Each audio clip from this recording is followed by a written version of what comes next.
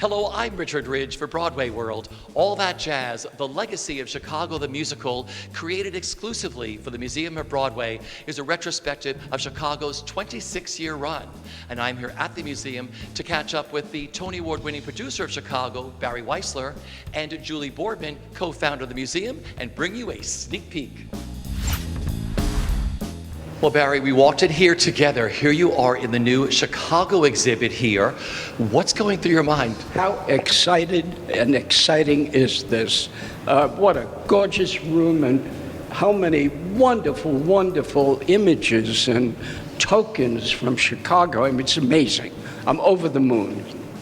I'm thrilled that we can have this as our second special exhibit. We started with Hirschfeld when we opened the museum, and then we were trying to figure out what's the next one that we do. Chicago just launched this beautiful campaign for their 26th anniversary, and it kind of came about in a very organic brainstorm with them. They wanted us to include the photography inside the museum, and then I was like, what if we did a special exhibit and really leaned in and showed, you know, starting all the way back in Philadelphia when the show was getting its tryout, some of the songs that were cut, like go through the whole process, because it started at City Center, and then the revival's been running for 26 years, which is the longest running show currently on Broadway.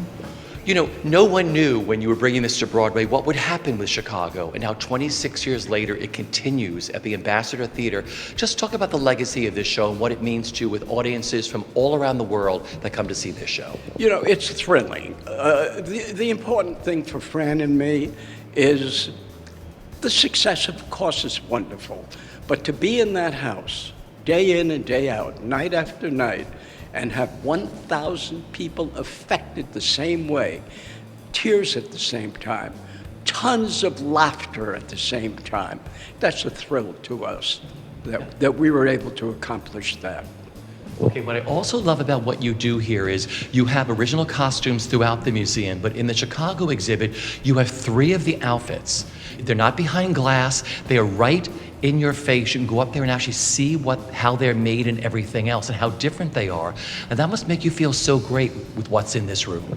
Yeah, it's something we really lean into at the museum. I mean, we ask that everyone be respectful and not touch anything, of course, but I think the artistry and what you can see up close, all the beadwork, and these each have little tiny rhinestones on them, like they're gorgeous. So, you know, we want people to see that and be able to appreciate the theater a bit more. You see it from the audience, but up close, you just see all that artistry and the craftsmanship and the hard work that went into making each and every show on Broadway.